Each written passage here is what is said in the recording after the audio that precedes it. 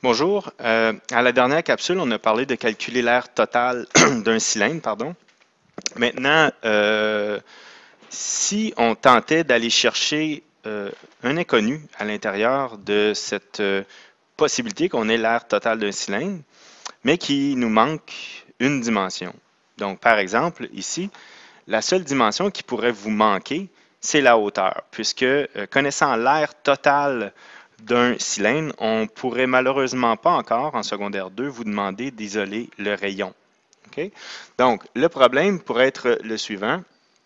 On a un cylindre, OK? Et on a un rayon ici de 5 cm. On a une hauteur qui est inconnue. Mais on sait que la surface totale de ce cylindre est de 452 pi kilomètres carrés. Okay?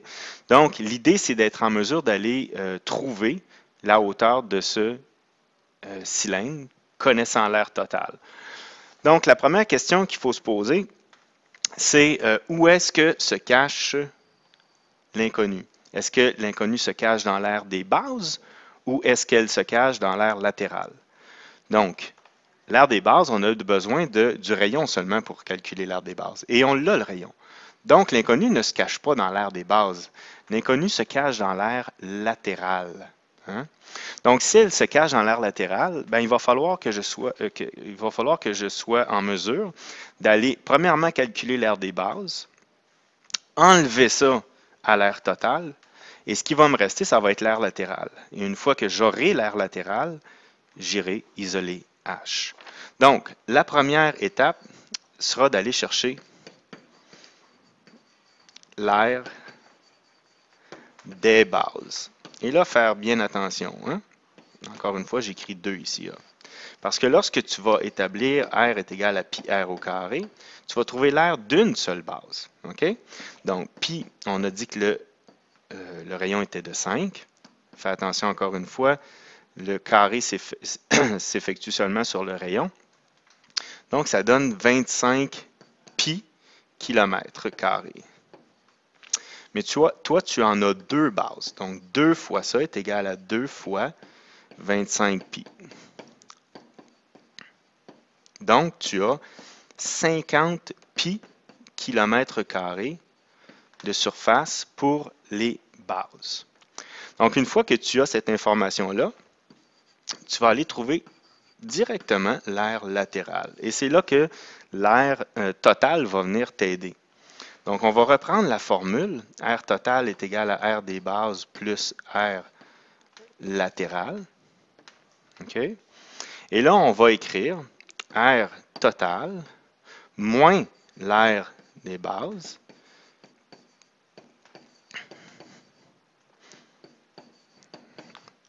nécessairement va venir te donner directement la valeur de l'aire latérale, soit 452 pi moins 50 pi. Donc, l'aire latérale équivaut à 402 pi kilomètres carrés. Ayant cette nouvelle information, tu vas pouvoir aller chercher la hauteur.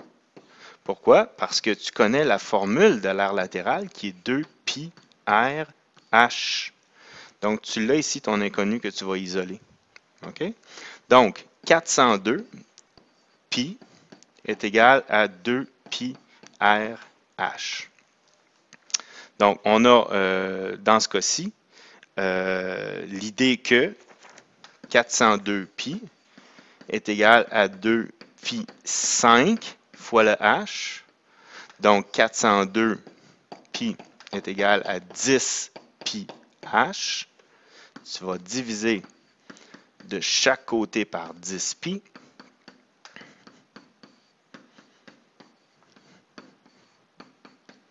Et là, tu vois des choses qui vont se simplifier. Et on obtient 402 sur 10 est égal à ma hauteur. Et là, si tu veux, on va le rendre sous cette forme-là, sous forme décimale.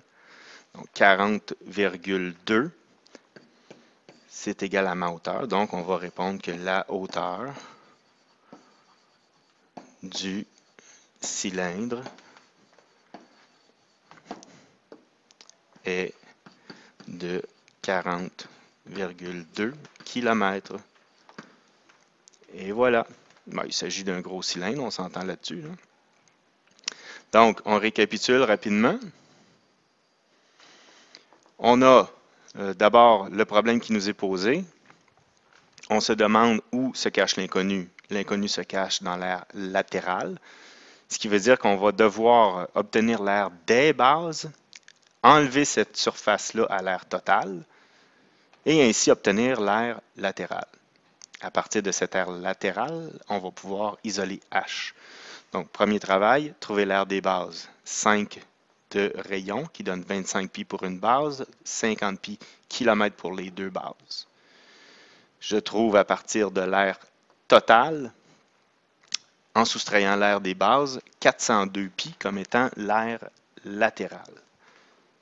Une fois que j'ai l'air latéral, qui correspond à 2 pi RH, je vais isoler H et trouver mon 40,2 km pour la hauteur de mon cylindre. Donc, c'est de cette façon-là qu'on isole la hauteur à partir de la totale d'un cylindre, comme je vous mentionnais un peu plus tôt dans la capsule. C'est la seule inconnue qu'on va être capable d'aller chercher à partir de l'air total du cylindre, puisque si on devait aller chercher le rayon à partir de l'air total du cylindre, ça nous mettrait dans l'embarras on aurait besoin d'une connaissance qu'on n'a pas encore, c'est-à-dire une résolution d'une équation du second degré, chose qu'on n'a pas fait encore cette année. Donc, ce sera pour l'an prochain. Donc, je vous remercie en espérant que cette capsule vous a aidé.